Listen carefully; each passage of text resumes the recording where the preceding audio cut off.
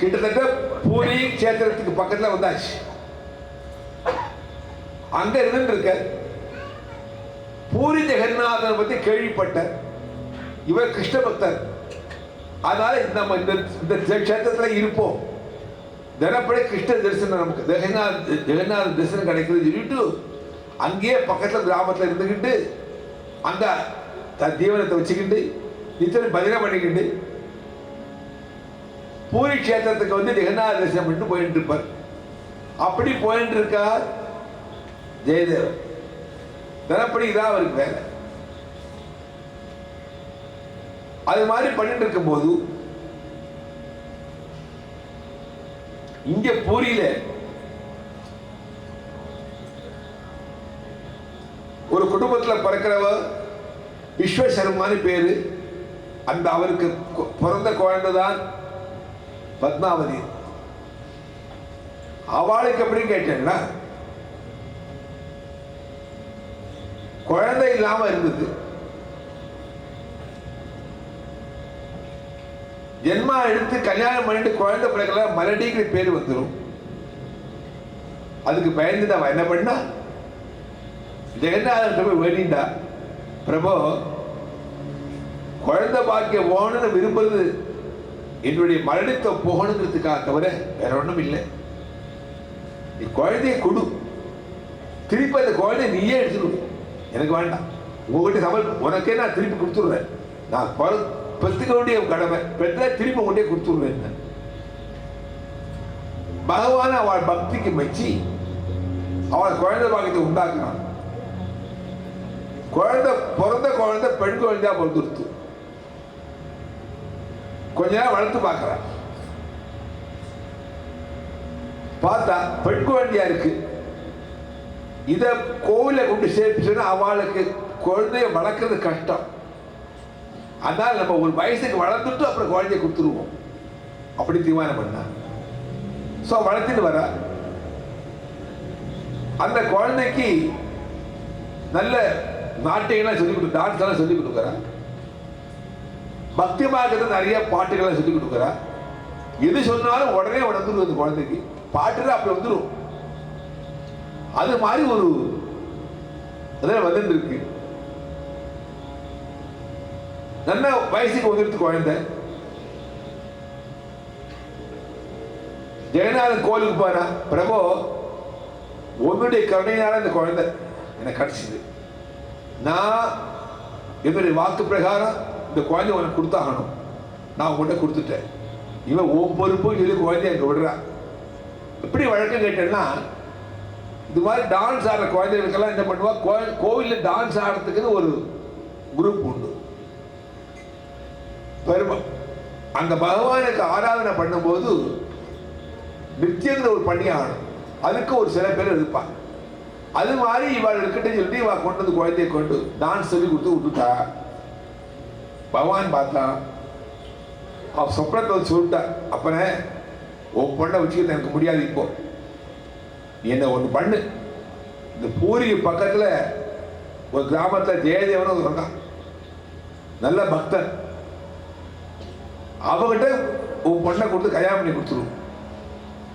அதுக்கப்புறம் நான் எப்படி சேர்த்துக்கணும் சேர்த்துக்கிறேன். வேற வழி இல்லை. பொண்ணை வச்சுட்டு அவ காத்துட்டு இருக்கா. பூரிக்கு பக்கத்தில் கெந்துளின்னு பேரு அந்த கிராமத்துக்கு. அந்த கிராமத்துல ஜெயதேவர் இருக்காரு. விசாரிச்சா, கேள்விப்பட்டா. ஜெயதேவர் உச்சி வச்சு போயிட்டு வந்துட்டு இருக்க. ஜய கோவிந்த ஜய கோபால ஜய கோவிந்த ஜய கோபால ஜய ஸ்ரீ ராதா ரமண கோவிந்த ஜய ஸ்ரீ ராதா ரமண கோவிந்த ஜய கோவிந்த ஜய கோபால ஜய கோவிந்த ஜய கோபால ஜய கோவிந்த ஜய கோபால ஜய கோவிந்த ஜய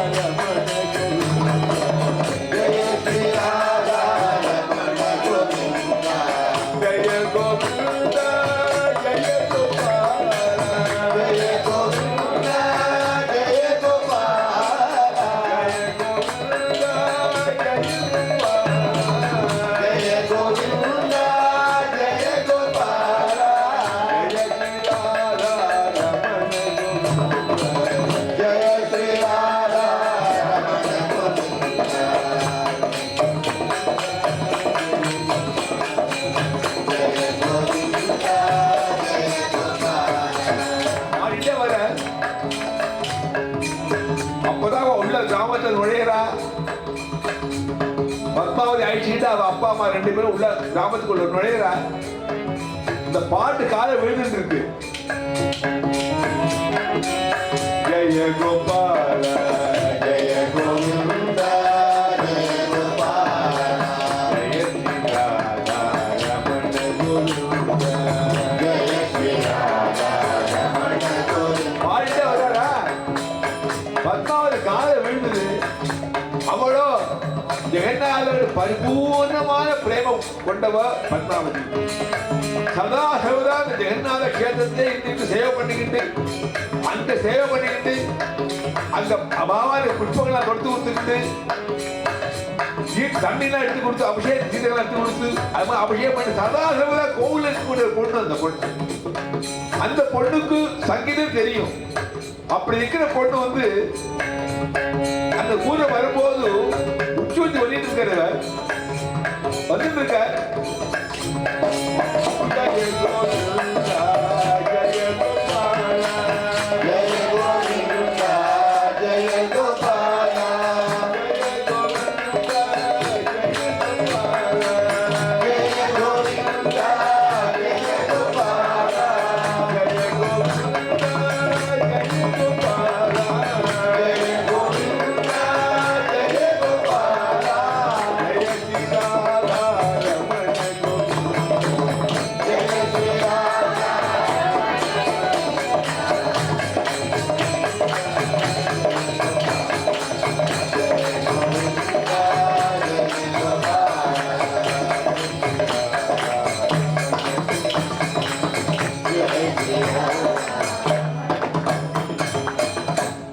பாட்டு கேட்டா அப்பவே இந்த பொண்ணு மயங்கிடுது.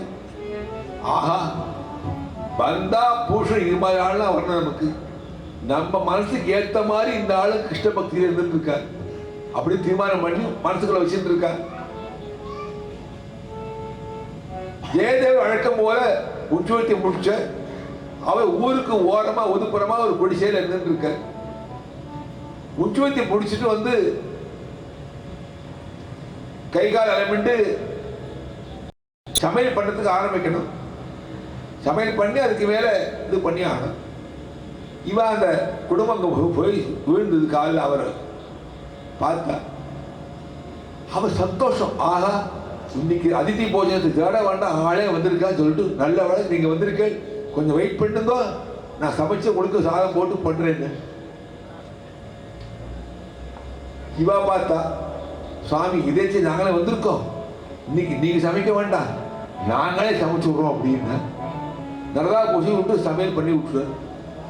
சமையல் ஆச்சு, சாப்பாடு ஆச்சு, எல்லாம் சாப்பிட்டா. அப்புறம் ஜெயதேவ் விசாரிக்கிறேன், நீங்க எந்த ஊர்ல வந்திருக்க, என்ன சமாயம், என்ன விஷயம் இருக்கு. சுவாமி எங்க பக்கத்தில் பூரி சேத்துல தான் இருக்கும், உங்களை பத்தி கேள்விப்பட்டிருக்கோம், ஒரு முக்கியமான விஷயம் பேசுறதுக்காக வந்துக்கோன்னு. எங்கிட்ட விஷயம் பேசுறதுக்கு என்ன இருக்கு, நான் ஒரு ஊர் சுத்திரமும் எனக்கு என்ன இருக்குன்னு இல்லை, உங்ககிட்ட முக்கியமாக பேசி ஆகணுங்க. என்ன பேசணும்னு இது மாதிரி பகவான் இருக்கிறார் சுப்ரத்தில் வந்த இவன் பொண்ணு பத்மாவதின்னு பேரு, இவளை உங்களுக்கு கல்யாணம் பண்ணி வச்சு விஷயம் சொல்லிட்டாங்க. அது வந்து சும்மா அந்த மனுஷன் ஐயா உங்களுக்கு ஏதாவது புத்தி இருக்காயா, திடீர்னு சாமி ஏதோ சுப்ரத்தை வந்து சொன்னாங்க சொல்லிட்டு என்கிட்ட பொண்ணு கை கொடுக்க வரையும் இதெல்லாம் ஒத்துக்க முடியாது, நான் கல்யாணம் பண்ணிக்கிற ஐன்னா எனக்கு கொஞ்சம் கூட கிடையாது. நான் எப்படி சதா சர்வதா பகவான் நாம பஜனிச்சுக்கிட்டு பஜனை பண்ணிட்டு காலத்தை கைக்கு வந்திருக்கேன். எனக்கு இந்த கல்யாணங்கள் ஒரு தேவையில்லை, மரியாதை போயிட்டு இல்லை. பகவான் உத்தரவு கொடுத்துட்டாரு, உங்களுக்கு தான் கல்யாணம் பண்ணி வைக்கணும்னு சொல்லிட்டாரு. பகவான் உங்களுக்கு உத்தரவு கொடுத்தாருயா, எனக்கு உத்தரவு கொடுக்கலையே அப்படின்னு. ஓஹோ அது ஒன்று இருக்கான்னு அப்பதான் தெரிஞ்சுக்கிறாங்க. சரிட்டு திரும்பி ஊருக்கு போயிட்டா. போய் பகவான் ஜெகநாதன் கேட்டான், ஐயா இது மாதிரி எனக்கு உத்தர சுப்ரத்தை சொன்னீர், அது மாதிரி அவள் சொல்ல வேண்டாமா, சொன்னாலும் அவருக்கு தெரியும், அவர் பாவம் என்ன பண்ணுவார். இதே விஷயம் நடந்திருக்கு. விட்டல் பத்துன்னு ஒரு ஆளு, ஞானேஸ்வருடைய அப்பா, சந்த ஞானேஸ்வரனுடைய அப்பா விட்டல் பந்த், அவர் கல்யாணம் ஒன்றும் வேண்டான்னு சொல்லிட்டு தீர்த்த யாத்திரை போயிருக்க. அவர் எந்த குருவிட்ட பாட சொல்லிட்டாரோ அந்த குருவுக்கு ஒரு பொண்ணு இருக்கு. பாடுறங்க பார்த்தா இந்த பொண்ணை கல்யாணத்துக்கு வந்துட்டு ஏன் வச்சுட்டு இருக்கேன், என்ன பண்ணணுங்க? சுவாமி நாங்கள் ரெடியாக இருக்கேன், கல்யாணத்துக்கு ஆள் கிடைக்க மாட்டேன்னா என்ன பண்ணுறதுன்னு. கவலைப்படாத, உன் சிஷ்யா தீர்த்த யாத்திரை பேருங்க, தீர்த்த யாத்திரை போயிட்டு வந்து அவனுக்கு கல்யாணம் பண்ணி வச்சுருண்டு. சந்தோஷம் இருக்கு, ஏன்னா சிஷ்யை பற்றி இவருக்கு நல்லா தெரியுமே. சரின்ட்டார். சிஷ்யன் தீர்த்த யாத்திரை போயிட்டு வந்தா, இது மாதிரி பாண்டவன் சொல்லிருக்கான்ப்பா உனக்கு கல்யாணம் பண்ணி வைக்கணும் அப்படின்னு. பாண்டவ உங்களுக்கு சொன்னா எனக்கு சொல்ல போயாட்ட, அதுக்காக திரும்பி பாண்டவன்கிட்ட போறான். பாண்டவா இது மாதிரி நியாயமா உனக்கு, எனக்கு பார்த்து சொல்லிவிட்டு அவனுக்கு சொல்ல வேண்டாமான்னு கேட்டா, அப்படியே சமாச்சாரம்னா நெக்ஸ்ட் டே அவன் ராத்திரி அவங்க சொப்னத்தை வந்து வீட்டில் வந்து நீ தான் அவனை கல்யாணம் பண்ணி விட்டு. அது மாதிரி இங்க என்ன ஆகுது, ஜெயதேவர் சொப்னத்தை வரணும்னு சொல்லி பகவான் வேண்டிக்கிறாவா. அதே மாதிரி ஜெயதேவர் சொப்னத்தை பகவான் வந்து அப்பனே இது மாதிரி சமாச்சாரம், நீ அந்த பொண்ணை கல்யாணம் பண்ணி கூட்ட. இவருக்கு இஷ்டம் இல்லை.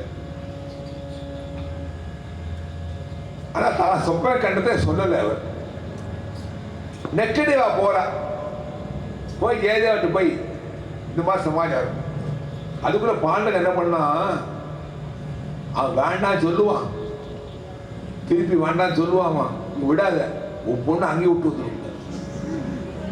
எப்படி சுந்தரமூர்த்தி நாயனாருக்கு பரமேஸ்வரன் சொன்னாரோ திருவத்தியூர்ல, அதே மாதிரி ஆயிடுச்சு.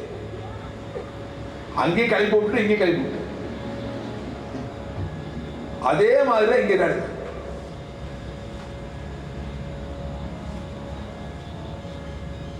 அதே மாதிரி நெக்ஸ்ட் டே போறா, ஜெயதேவர்கிட்ட போய் நிற்கிறா.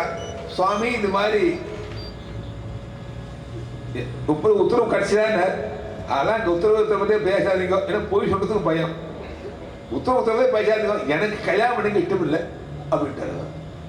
உங்களுக்கு இஷ்டம் இருக்கோ எனக்கு அதை பற்றி தெரியாது சுவாமி, என் பொண்ணை கொண்டு விட்டு போயிட்டேன், நீங்க என்ன வேணா பண்ணிக்கோ அப்படி விட்டு வந்துட்டார். நீ கல்யாணம் தான் பண்ணிக்கிறோ இல்லை அவளை வேலைக்காரியா வச்சு போயிடோ, என்ன வேணா பண்ணிக்கோ. ஆக இனிமே அந்த பொண்ணு உங்ககிட்ட இருக்கணும். எனக்கு உத்தரவு சுவாமி உத்தரவு கொடுத்தது, நான் உங்கள்கிட்ட விட்டுட்டு போயிட்டேன். இப்ப அவருக்கு ரெஃப்யூஸ் பண்ணவும் முடியல, ஏன்னா சொப்னத்தை பார்த்துட்டு வர, அதனால இப்ப கண்டிஷனா சொல்ல முடியல, ரெஃப்யூஸ் பண்ணவும் கஷ்டமா இருக்கு. இப்ப சொப்னம் சொல்றதுக்கு பயமா இருக்கு, சொப்பனை சொல்ல முடியல. ஆனா பொய் சொல்லக்கூடாது, திண்டாடா கடந்து பார்த்த வேற வழி இல்லை. அவ பாட்டுக்கு உட்காந்து வேலை செஞ்சுட்டு இருக்கா. இவர் பஞ்சம் பண்ணிட்டு இருப்பார், பஜனைக்கு கூட ஹெல்ப் பண்ணுவோம், வீடெல்லாம் தொடச்சி பெருக்கி எல்லாம் பண்ணுவோம், கோலம் போட்டு எல்லாம் பண்ணுவோம். ஒன்றும் கண்டுக்க மாட்டேன். அப்படி ஒரு நாள் பார்த்தேன், 2 நாள் பார்த்தேன், பொண்ணு நல்ல பொண்ணாக தான் இருக்கு, நல்லா சொன்னபடி கேட்கறது எல்லாம் செய்யறது. பாவம் அந்த பொண்ணு என்ன பண்ணும், அப்பா அம்மா இது மாதிரி விட்டு போட்டாக்க என்ன பண்ணும், அப்படி கொஞ்சம் இறக்கம் வந்தது. அடுத்தாப்ப இன்னும் ஒரு நாள் ஆச்சு, இது மாதிரி ஒரு பொண்ணை வயசு பொண்ணை நம்ம வச்சு நீங்க போட்டோம்னா ஊர் என்ன சொல்லும். அடுத்த செய்தி கொஞ்சம் பர்சன்டேஜ் டவுன் இறங்கிட்டு வருது, டெம்பரேச்சர் இறங்கிட்டு பார்த்த, அம்மா நான் உனக்கு கல்யாணம் பண்ணி விடுறேன், இனிமே இது மாதிரி வச்சிருந்து நான் நல்ல பேர் வாங்க முடியாது, நான் ஊர் சுற்றுருவான், உன் பொண்ணை வேணும் இது மாதிரி நான் உழுத்து போனேன்னா என்ன நிச்சயமா ஊருக்காக என்ன பண்ணுவா, அதனால உங்க அப்பா அம்மாட்ட போய் அழைச்சிட்டு போவேன், நீ வா அங்கே போய் கல்யாணம் பண்ணுவோம். சரின்னு போய் அங்கே போயிட்டு பூரியில் அவ அப்பா அம்மாட்ட போய் சொல்றா, ஒரு நல்ல நாள கல்யாணம் ஆயிடுது. கல்யாணம் பண்ணி வந்துட்டா, 2 பேருக்கும் ரொம்ப ஒத்துமை. இவனுக்கும் கிருஷ்ண பக்தி, அவருக்கு கிருஷ்ண பக்தி. அப்ப கிருஷ்ண பக்தி வரும்போது என்ன ஆகுது, கிருஷ்ணனோட லீலைகள் எல்லாம் சொல்லிட்டு வரா. மத்தியான வேலை தினப்படி காத்தா பஜனைக்கு போயிட்டு வந்துருவாளா, பஜனைக்கு போய் வந்துட்டு மத்தியான வேலை சும்மா அட்டாடிக்காம அவருக்கு தன்னுடைய கிருஷ்ணனுடைய ஞாபகங்கள்லாம் வருது. அப்படி அவருடைய ஞாபகத்தை வச்சு அவர் சொல்லிட்டு வரா. அப்ப பத்மாவதி என்ன பண்ணுவாளா, ஜெகநாத கஷேத்திரத்தில் இருந்ததுனால ஜெகநாதனுடைய அனுபவங்கள், ஜெகநாதனுடைய அனுபவங்கள், ஜெகநாதனுடைய அனுபவத்தினால என்ன ஏற்பட்ட லீலா வினோதங்கள் இதெல்லாம் அவளுக்கு ஞாபகத்துக்கு வருமா. அவ சொல்லுவாளா, இப்படி 2 பேரும் பரமாறிப்பாளா. அப்படி வரும்போது ஒரு நாள் சொல்றார் ஜெயதேவர், உனக்கு தெரியுமா பத்மாவதி,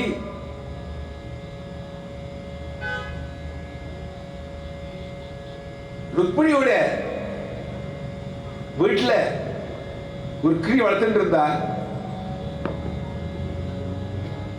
அந்த ருக்மிணி என்ன பண்ணுவோம், தான் கிருஷ்ணனை பார்த்ததுல இருந்து அவளுக்கு ஏற்பட்ட அனுபவங்களை, கிருஷ்ணனை கல்யாணம் பண்ணிட்ட அனுபவங்களை இதெல்லாம் வரவாட்டா சொல்லிட்டு இருப்பாளா. இது அந்த கிளி கேட்டே இருக்கும். கேட்டு கேட்டு கேட்டு அந்த கிளிக்கு அந்த கதை பூரா தெரிஞ்சு போச்சு. அப்ப நாரதர் அங்க வர, ருக்மிணி வீட்டுக்கு வர, வாசல்ல முதல் ஹால்ல இந்த கிளி மாட்டு கூண்டுல இருக்கு. நாரதரே வாருன்னா, என்ன சொல்றேன் அப்படின்னா, உமக்கு தெரியுமா கிருஷ்ணனை பத்தி நான் சொல்றேன் கேளும் அப்படின்னு சொல்லி ருக்மிணி சொன்ன விவரங்கள்லாம் நாரதர் சொல்றதா அந்த கிளி. நாரதர் சிரிச்சுக்கிட்ட சொன்னாரா, ருக்மிணி சொன்னதை வச்சு நீ சொல்ற, ருக்மிணிக்கு கிருஷ்ணன் பெரியவன் ஆனதுக்கு அப்புறம் தெரியும், எனக்கு கிருஷ்ணன் பிறந்ததுன்னு தெரியும். இந்த லீலைக்கே நீ இப்படி சந்தோஷப்படுறியே, அவன் கிருஷ்ணன் பிறந்ததுலேருந்து பிருந்தாவனத்திலையும் கோகுலத்திலையும் பண்ண லீலைகளை சொன்னேன்னா உனக்கு தாங்காத, உனக்கு அவ்வளவு சந்தோஷமா படுவேன், அவ்வளவு சந்தோஷமான கதைகளா இருக்கு அப்படின்னு நாரதர் சொல்ற. அப்படியே நாரதரை அது எப்படி தெரிஞ்சுக்கிறதுன்னு, எனக்கு உங்ககிட்ட சொல்றது நேரம் கிடையாதுமா, ஒண்ணு பண்ணு, நேர கைலாயத்துக்கு போ. கைலாயத்தை பரமேஸ்வரன் உட்காந்துருக்கான், அவனுக்கு தினம் இதான் வேலை, தினம் கிருஷ்ணனுடைய லீலைகளை சொல்ல வேண்டியது வேலை. அது என்ன லீலை தெரியுமோ, பால்ய லீலைகளை சொல்லி அனுபவிப்பாங்க. கிருஷ்ணனுடைய பால்ய லீலைகளை சொல்லி அனுபவிக்கக்கூடிய ஒரே ஆளு பரமேஸ்வரன் தான். சுவாமியா இப்படி பாவே கூடுக்குள்ள இருக்க கவலைப்படாத, அவுத்து விட்டுறேன்னு அவுத்து விட்டுருக்க. கிளி பறந்து போயிடுச்சு. கிளி பறந்து போய் நேர கைலாயத்துக்கு போயிட்டு அங்க பார்வதியும் பரமேஸ்வரன் உட்கார்ந்து இருக்கா. பரமேஸ்வரன் கதை சொல்லிட்டு வர்றார், பால் லீலையை சொல்லிட்டு வர்றார். அவர் சொல்லும்போது என்ன பண்ணுவாரா, அந்த லீலைகளை அப்படியே கண்ணுக்கு தெரியுமா அவருக்கு, அது அனுபவிப்பாரா. கிருஷ்ணன் பிறந்ததுல இருந்து அவன் சின்ன குழந்தையா தவிச்சுன்னு வரும்போதெல்லாம் எப்படி எல்லாம் பண்றான் அப்படின்னு சொல்லி அனுபவிப்பாரா. அதெல்லாம் சொல்லிட்டு வர. அப்படி வரும்போது பார்த்தேன்னாக்க இந்த கிளி கேட்டே இருக்கு. பார்வதிக்கு என்ன கஷ்டம் கேட்டலாம், இதை கேட்டு கேட்டு கேட்டு அவர் தினம் இதே கதை கேட்டு இருக்காளா, கொஞ்சம் அலுப்பு தட்டு விடுச்சு. இதெல்லாம் பொம்மாடி தானே, கொஞ்சம் அந்த அலுப்பு தட்டு விடுச்சு. அந்த இடத்துல ஒரு நாள் என்ன பண்ற,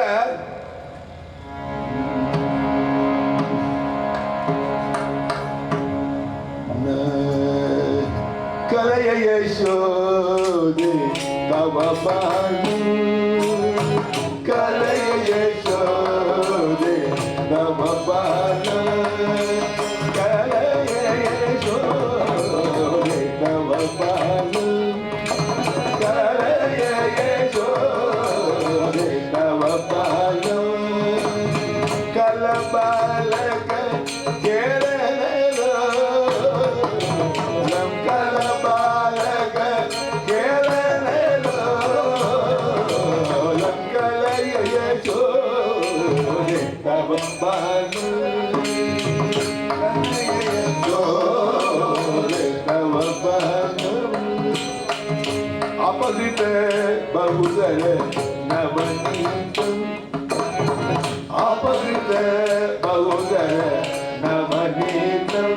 என்ன பண்ணுவாரா, கிருஷ்ணன் திருடுறான், வெண்ணீர் திருடுற கதையை சொல்லுவாரா. பதிப்பதி நொண்டி ததிபாண்டம், அந்த தயிர் பாண்டத்தை உடைக்கிற சமாயம் சொல்லுவாரா. அது சொல்லும் போது என்ன பண்ணுவாரா, அந்த சீனுக்கு ஒரு பர்மிஷன் போடுவார், போய் தானே சிரிச்சுப்பார், தானே சந்தோஷப்படுவார். அது மாதிரி சந்தோஷப்பட்டு ஒரு நாள் என்ன பண்ற, இந்த கிளி கேட்டு இருக்கும் போது கிருஷ்ணன் தூங்கி எழுந்து வரானா. யசோதை தயிர் கடைஞ்சிட்டு இருக்கா. தயிர் கடைஞ்சிட்டு இருக்கும் போது குழந்தை எழுந்து வந்துடுத்து. வந்த உடனே அம்மாவை தோடு குழந்தை எப்பொழுதுமே எழுந்த உடனே நல்ல குழந்தையா இருக்காங்க. அம்மாவை தேடிட்டு அம்மா மடிக்கு வருது. அம்மா என்ன பண்றா தெரியுமோ, தயிரும் கிடைச்சாகணும், குழந்தைய சமாதானப்படுத்தணும் சொல்லிட்டு குழந்தைய ஒரு கையால் அப்படியே இழுத்து தன் மடியில போட்டு விட்டா. போட்டுட்டு தயிர் கிடைச்சிட்டு இருக்கா. நான் ஏதுன்னு வந்திருக்கேன், என்ன அலட்சியம் பண்ணி உனக்கு தயிர் முக்கியமா போயிடுத அப்படின்னு கிருஷ்ணன் தீர்மானம் பண்ணான். அதை வழி பண்றான் பாரு அப்படின்னா, உள்ள பால் காய்ச்சி அடுப்புல வச்சிருக்கா, பாலை பொங்க விட்டான். பாலை பொங்கின உடனே என்ன ஆச்சுன்னா, யசோதை என்ன பண்ணா, குழந்தை கீழே விட்டுட்டா, தயிரை அப்படியே விட்டா, கடையை தயிரை அப்படியே விட்டா, உள்ள பாலை பொங்கறதுக்கு அணைக்கிறதுக்கு போயிட்டா.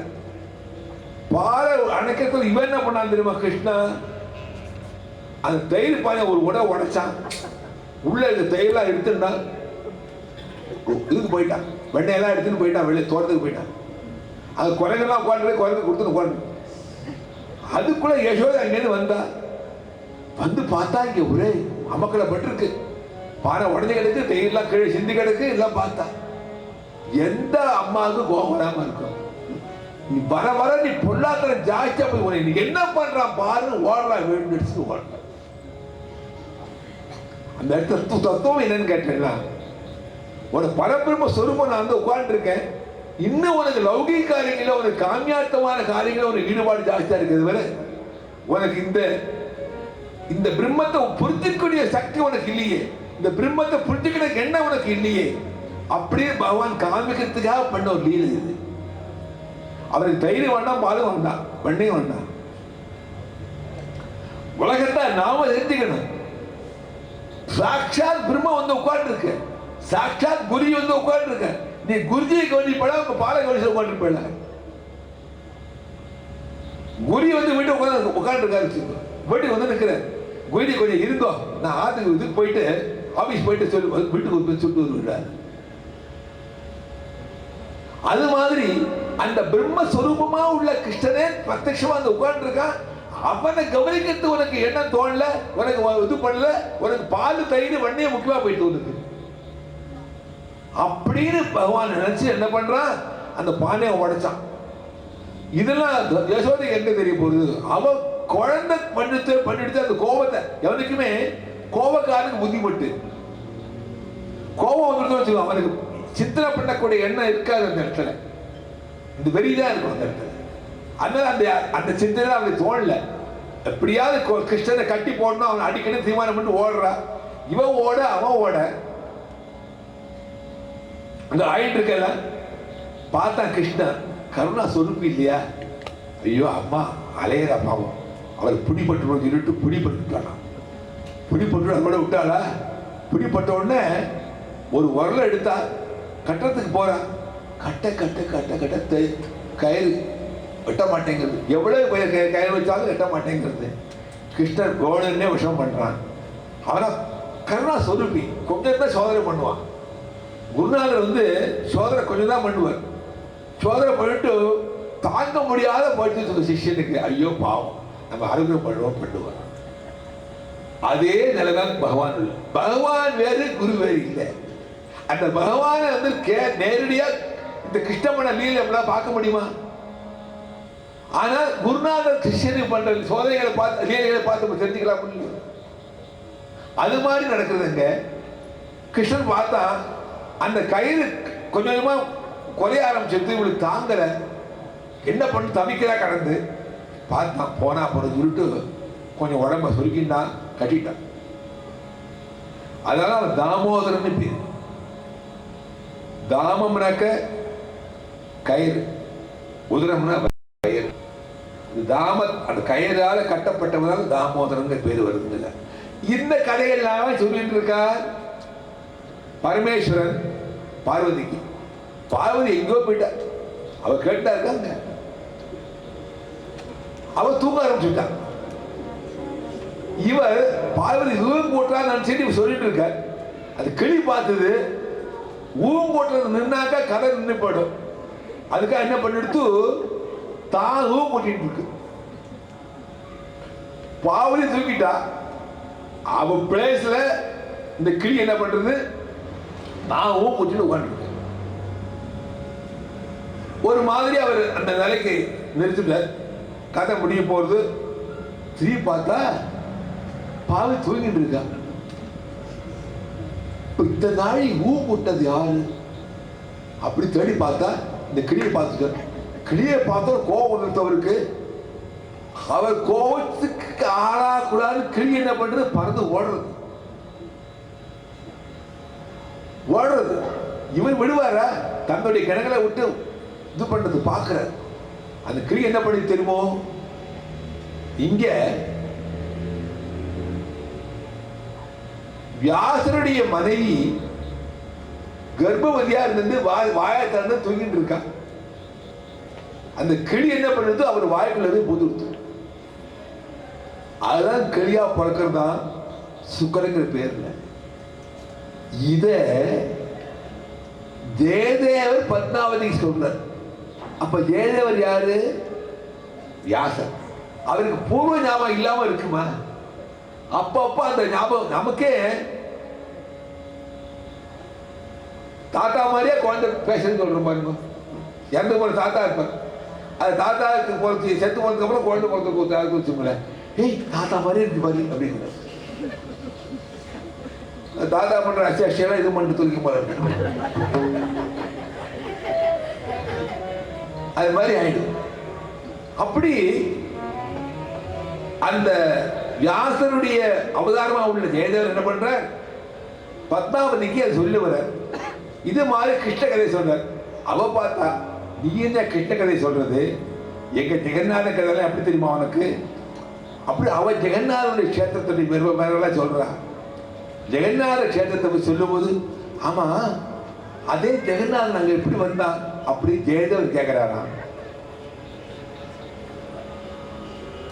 அப்ப பத்மாவதி சொல்றா, சுவாமி அது ஒரு கதை எப்படி கேட்டேன்னா, இந்த ஊர் கலிங்க தேசம் பேரு. பெரிய ராஜாவை திறந்தான். அவன் சதா சர்வதா கிருஷ்ண பக்தியில ஈடுபட்டவன். அந்த கிருஷ்ண பக்தியில் ஈடுபட்டு இருக்கும் போது அவனுடைய பக்தி ஜாஸ்தியா என்ன சொல்றான்? பிரபு கிருஷ்ணா, நான் அவனை மானசீகமா வேண்டிட்டு இருக்கேன் தவிர உன்னுடைய உருவம் எப்படி இருக்கு எனக்கு தெரியாது. நான் கேள்விப்பட்ட வள்ளி சங்க சக்கரமா சென்றிருப்பேன் சில பேர் சொல்றா. சில பேர் சொல்றா நீ புடாமரை வச்சுட்டு இருப்பேன், பீதாமரை வச்சுட்டு இருப்பேங்கிறா. எனக்கு ஒன்றும் புரியல.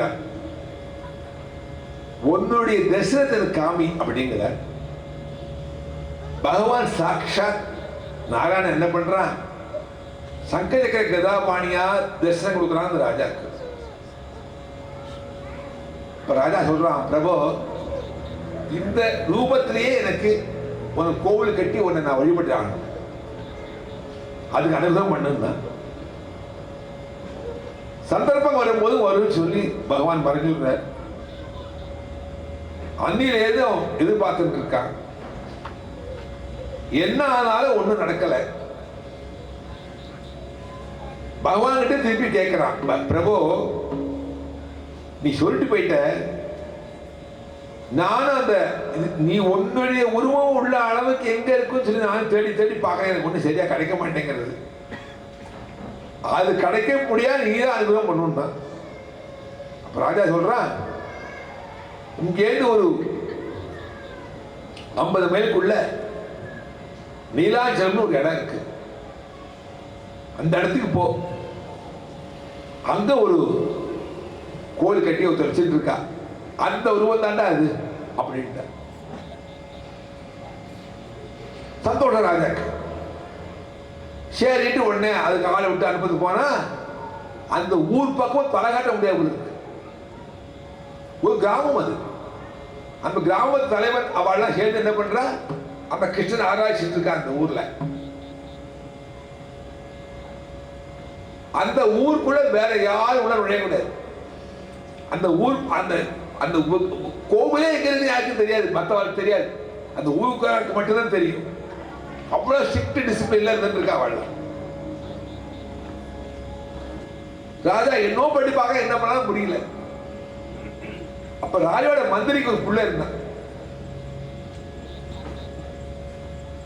அவன் சொன்ன, ராஜா எனக்கு உத்தரவு கொடுக்கும், நான் போயிட்டு வரேன், ஆனா நாள் ஆகும் வரத்துக்கு, எப்படி கண்டுபிடிச்சு வந்துடுறேன், எனக்கு வழி நான் பார்த்துக்கிறேன், எப்படியும் தெரிஞ்சுக்கிறேன், எப்படியும் உனக்கு வழி காமிச்சுக்கிறேன். சரி எப்படியாவது கிடைச்சா சரிங்கிறார்.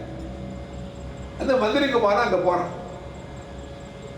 அவன் என்ன பண்றான், அந்த ஊருக்குள்ள போகாம அந்த ஊர் பக்கத்துல இருக்கிற இதெல்லாம் இவனுக்கு சில இதெல்லாம் தெரியும், சில கலைகள்லாம் தெரியும், பாட்டு பாடுறது, சரம் அடிக்கிறது, இது மாதிரிலாம் சில இதெல்லாம் பண்ணும். இது அட்ராக்ட் பண்றதுக்காக சில இதெல்லாம் பண்ணிட்டு வர, பக்கத்தில் இருக்கிற ஊர்ல எல்லாம் பண்ணிட்டு வர. இது அப்படி அந்த ஊர் ஜனங்களை லேசா வர ஆரம்பிச்சார். அப்படி வந்து ஒவ்வொன்றா பார்த்துட்டு இருக்க, லேசா அந்த ஊர் பாஷை தெரிஞ்சுட்டான், அந்த ஊருக்கார பாஷையை லேசா தெரிஞ்சுட்டான். தெரிஞ்சுன்னா அந்த பாஷையை பாய்ச்சிக்கிட்டு அப்படி உள்ளுக்குள்ள லேசா போயிட்டு இருக்கான். அவளுக்கு இந்த பையன்கிட்ட ஒரு பிடிப்பு வந்துடுத்து. கிராஜுவலா இந்த காட்டுக்குள்ள போக ஆரம்பிச்சுட்டான். அவ இருக்கிற ஏரியாக்கெல்லாம் பழக்கம் பட்டுட்டான். அப்படி பழக்கப்படுத்தி அந்த ஊர் தலைவனுடைய பொண்ணு யாருங்கிறத கண்டுபிடிச்சிட்டான். நீங்க வணங்குற தெய்வத்தை பார்த்தாருன்னா அவன் அப்பங்காரன் கல்யாண கோலத்தோட பார்க்க முடியாது, கல்யாணம் பண்ணி விட்டுறேன், அப்புறம் உணவு அழிச்சுட்டு போறேன், முதல்ல அழிச்சுமா மாட்டேன். சரி எப்படியா போட்டோம், கல்யாணம் பண்ணியாச்சு. கல்யாணம் எல்லாமே காரியானவில் கைது காலப்படி காரியம் ஆயிடுச்சுன்னா கைத்து பிடி கேஸ் தானே. அப்புறம் நைஸா விட்டாவா. இவன் பார்த்தான், எனக்கு தேவையான உப்படி தேவையான கிளம்புறேன்னு கிளம்பிட்டான். மரியாதையா எனக்கு தரிசனம் பண்ணி வைக்கணும். அவனுக்கு என்ன பண்ணணும் புரியல. அவன் பார்த்தான், சரி அழிச்சு பாரு சொல்லிட்டு அவன் கண்ணை கட்டான். கண்ணை கட்டி அழிச்சு போறான் அந்த கோயிலுக்கு. இவன் பார்த்தான், கண்ணை கட்டின காரணம் என்ன, அவன் வழி தெரியக்கூடாதுங்கிறதுக்காக. அந்த கோவிலுக்கு போனோடனே கண்ணை கறந்து விட்டுறான், நீ பணம் தரிசனம் பண்ணிக்கலாம் ஓகேன்ட்டான். இவன் போறது சும்மா போகக்கூடாதா, கையில் என்ன பண்ணிட்டான், கொஞ்சம் எள்ளு எடுத்துட்டு போயிட்டான். கையில் எள்ளு எடுத்துட்டு போயிட்டான். கையில் போறத ஒவ்வொரு எள்ளா கொஞ்சமா போட்டுட்டே போறான் வழியில். கோவில் பார்த்து தரிசனம் பண்ணியாச்சு. திருப்பி கண்ணை கட்டினா கொண்டு விட்டான். கொண்டு வந்து விட்டோன்னு என்ன பண்ணா, கண்ணை தந்து விட்டான். நான் ஊருக்கு போறேன், ஊருக்கு போயிட்டு வந்து திருப்பி உன் பொண்ணை அழிச்சு போறேன்னு கிளம்பிட்டான். சரி விட்டான். ராஜாண்ட போனான். ராஜா வழி கண்டுபிடிச்சு கேட்டான், என்னடா சொல்றேன், வாங்க நீங்க அழிச்சு போறேன். பார்த்தா இந்த எள்ளு போட்டே போயிருக்கானா, அந்த எள்ளெல்லாம் முளைச்சு கொடுத்து அந்த எள்ளு போற வழியிலேயே இவங்க போய் கோயில் பிடிச்சிட்டான். பிடிச்சிட்டா அவ உள்ள விட மாட்டேங்கிறான், கோயிலுக்குள்ள பார்க்கறதுக்கு விட மாட்டேங்கிறான். அப்புறம் ராஜா எப்படியோ அவட்ட இது பண்ணி தரிசனம் பண்ணி விடுறான்.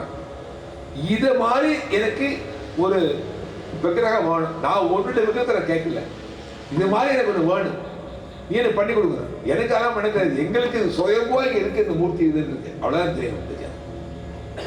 ராஜா தண்டோரை போடுறான், சிற்பிகள்லாம் கூப்பிடுறான், கூப்பிட்டு இது மாதிரி எனக்கு பண்ணணும் அப்படின்னு டயக்ராம் பண்ணி கொடுக்குறான். இந்த மாதிரிலாம் இருக்கு. என்ன பண்ணாலும் சிற்பிகளுக்கு யாருக்கும் அது பண்ண தெரியல, பண்றதை ஒத்துக்க மாட்டேங்கிற. ஏன்னா பயப்படுற, ராஜாவுடைய காரியமாச்சு, தப்பா பட்டு என்ன பண்றது. அப்ப பகவான் பார்த்தான் கிருஷ்ணன், அவனே ஒரு தட்சணா ஒரு சிற்பியா வரான். வந்து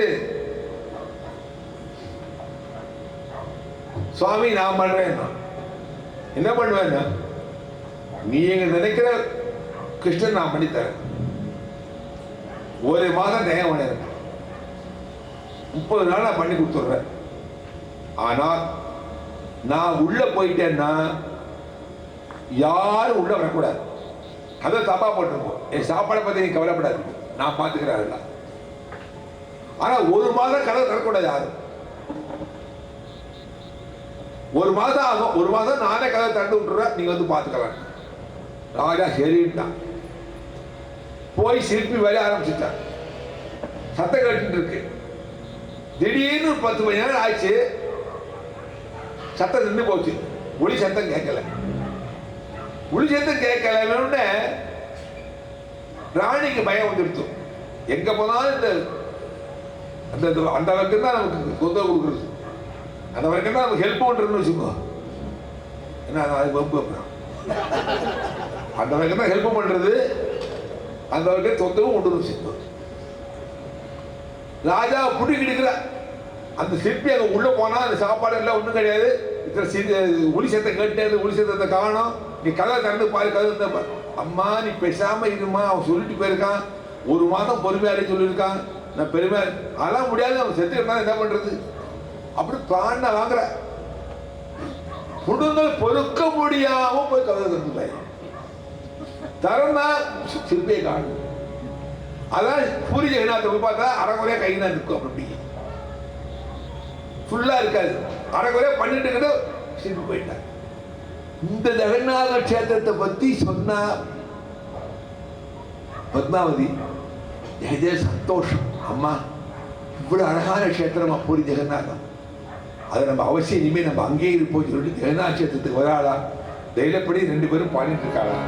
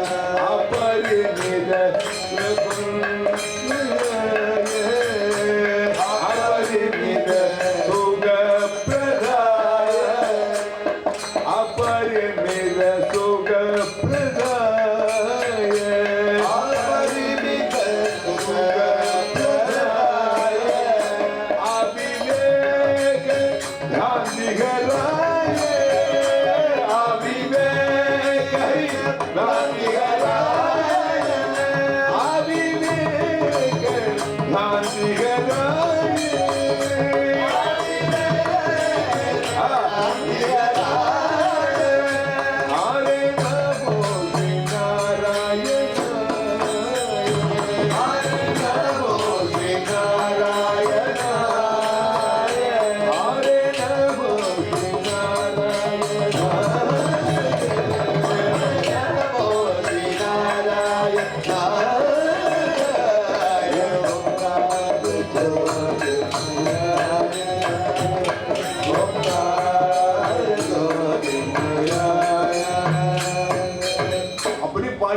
பாடிட்டு இருக்கான்.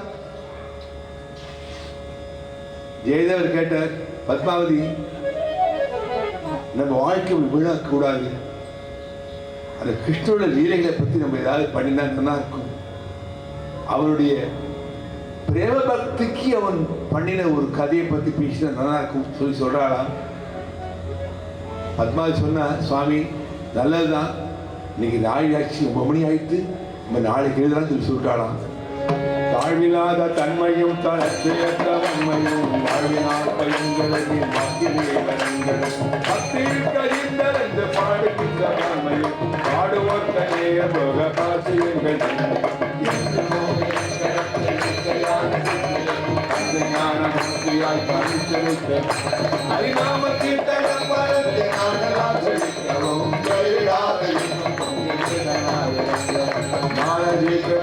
என்றும் நாம கீதம் பாடுவோம், தர்மசக்தி வாழ சந்தகம் கொண்டாடுவோம். நாகதீபமேற்றி என்றும் நாம கீதம் பாடுவோம், தர்மசக்தி வாழ சந்தகம் கொண்டாடுவோம்.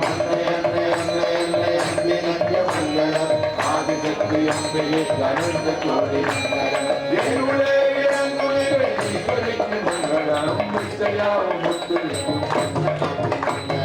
ஜெய் சத்குருமூர்த்திக்கு. இந்த நிகழ்ச்சிக்கு உபயக்காரர் இருக்காரா, அவளை கௌரவப்படுத்துறது நம்ம கடமை. அவ மேடைக்கு வந்தாங்கனாக்க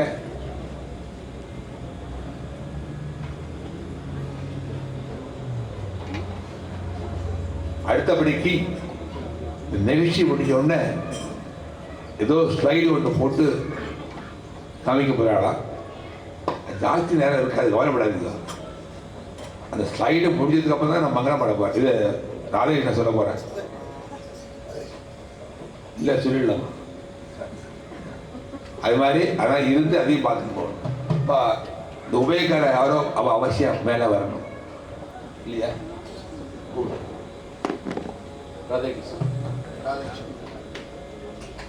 இன்றைய உணவுக்கு உள்ள உபயக்காரர் வந்து ஒரு சீன அன்பர். சுவாமி நேற்று எஸ்டோக்காரங்க வந்து பேட்டி காணும் போது ஒரு அருமையான ஒரு விளக்கத்தை கொடுத்தாங்க. அந்த எஸ்டோ நிருபர் வந்து சுவாமி கிட்ட ஒரு கேள்வி கேட்டார். இந்த மதத்தின் தன்மையில் வந்து பல பிரிவாக மதங்கள்லாம் இருக்கு, அதில் ஒரு ஃபெனட்டிசம் மாதிரி எல்லாரும் நடந்துகிட்டு இருக்காங்களே, அது சுவாமி என்ன சொல்றீங்க அப்படின்னு கேட்டாங்க. நீங்கள் இந்த இயக்கத்தை வச்சு எப்படி நடத்த போறீங்கன்னு கேட்டாங்க. அதுக்காக சுவாமி சொன்னாங்க, ஒவ்வொருவருக்கும் தனிப்பட்ட தாய் தந்தையர் இருப்பாங்க.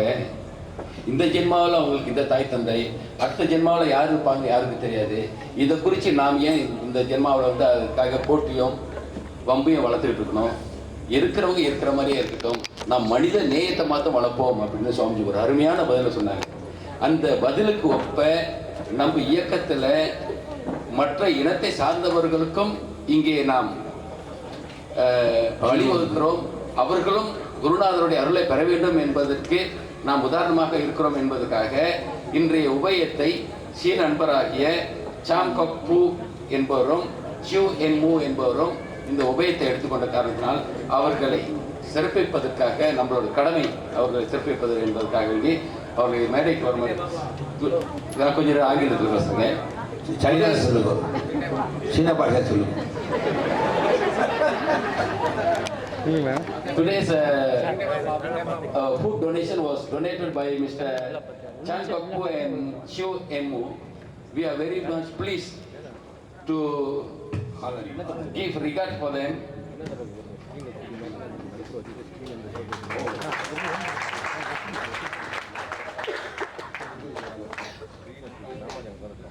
அதே விஷயம்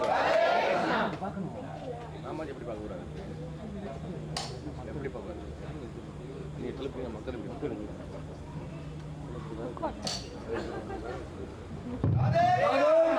நீங்க வந்து அந்த பக்கம்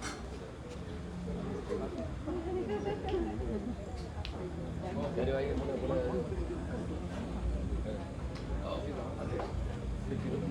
सदाशिवत्र गोविंद नाम संकीर्तनम सद्गुरु ज्ञानानंद मूर्ति की हरिदास गिरी महाराज की समस्त साधु मंडली की सर्वत हरिनाम स्मरणम ராதா என்ன சொன்னா இருப்பேடா, ராதா என்ன சொன்னா இருந்திருப்பேடா. ராதே கிருஷ்ணா.